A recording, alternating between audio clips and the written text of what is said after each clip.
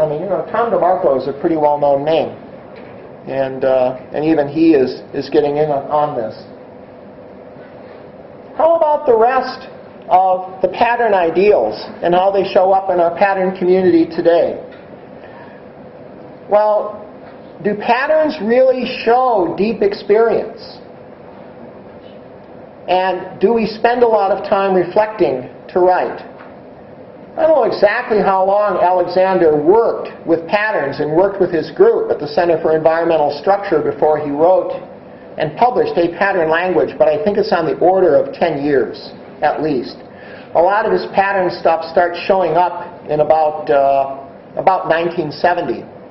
And Timeless Way of Building is published in 1977. We even see some early notions of Alexander's work in his PhD thesis in 1964.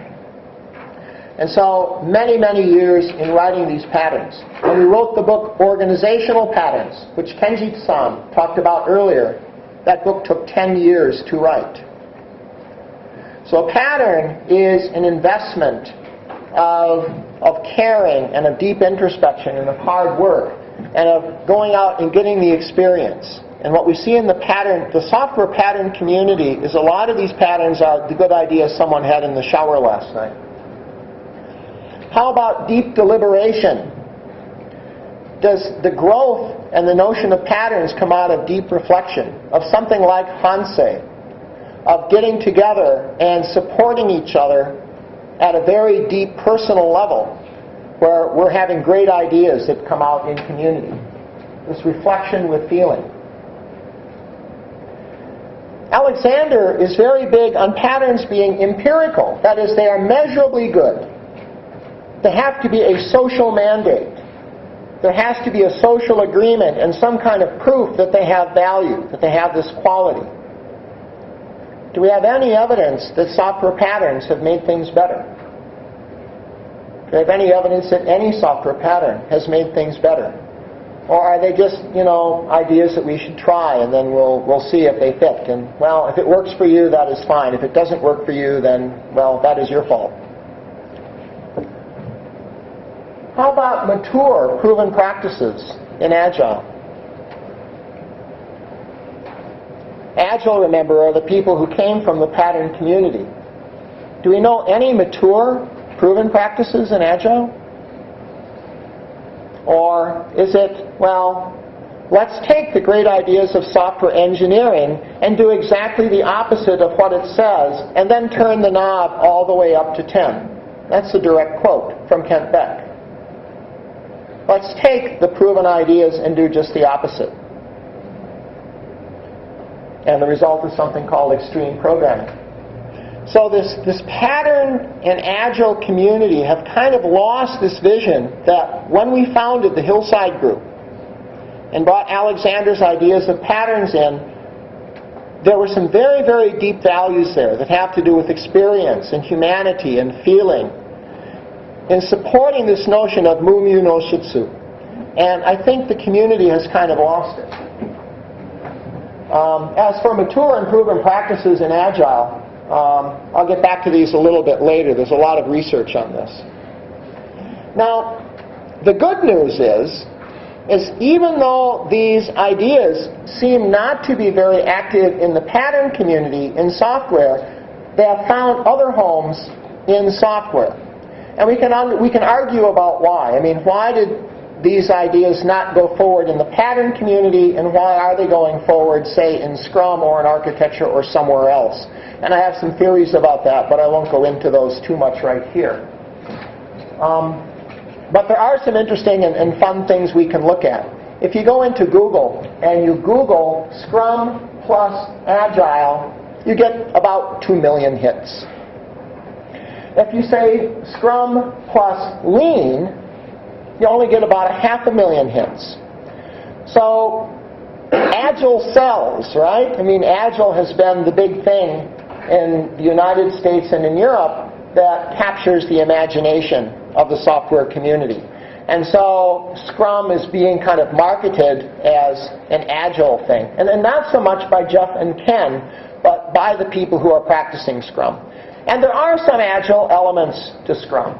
But in fact, Scrum was directly inspired not only by these Buddhist roots that I talked about earlier, but Jeff Sutherland was very directly inspired by a book by Takeuchi and Nonaka, who are professors, I think, at Harvard. And they wrote a paper called The New Product Development Game in Harvard Business Review quite a few years ago. I don't remember the exact year of publication. And in fact, they are the first ones to use this notion of Scrum, which is a configuration from a sport called rugby in the UK. And that's where Jeff got the term Scrum from. And what Takeuchi and Nonaka studied was Canon and Honda and other Japanese companies and the process they were using to get innovation. So in fact, Scrum is basically Lean's child. It is, if you step back about 100 meters and you look at Scrum and you look at the Toyota Way, you can't tell them apart. Scrum has a little bit more agile in it, but most of the principles that we find in the Toyota Way are the same things that we find in Scrum. Now, Scrum is a great framework for production. It's a great framework for building things.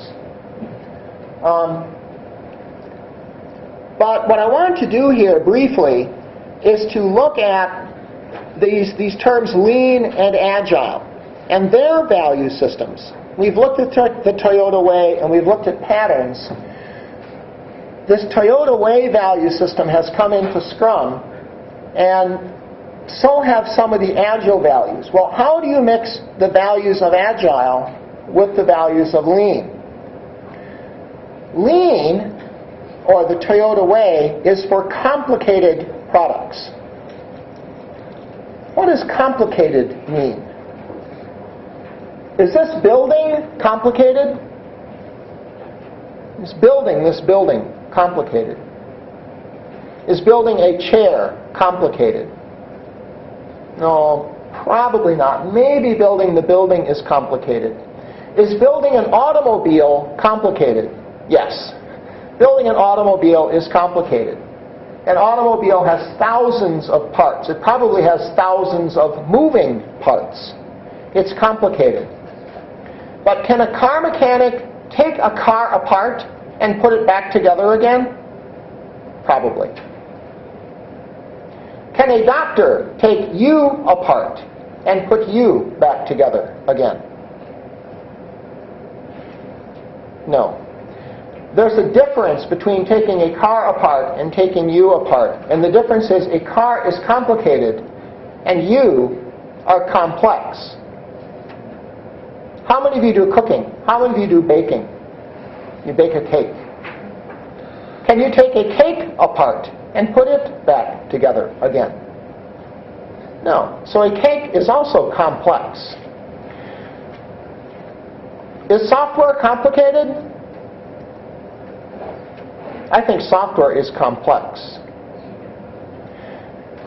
Alistair Coburn calls software development group poetry writing.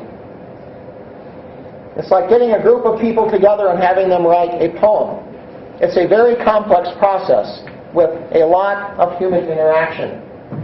So Lean is for complicated products, and Agile is for complex products. Scrum is a combination of both. Now this is a very, very, very good trick. And I want to help you understand why. So I want to compare Agile and Lean.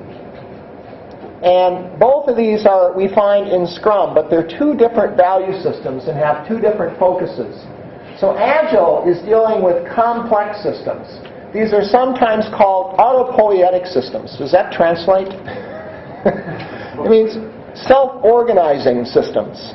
Systems that organize themselves. If you go to a local pond where there's some water and some rocks and some koi fish in it, that's a self-sustaining system. It doesn't need anything from the outside except for sunlight and air in order to survive. It's self-sustaining. It's self-organizing. Agile is good for dealing with these self-organizing systems. And these are where you have a lot of complexity. The whole is greater than the sum of the parts.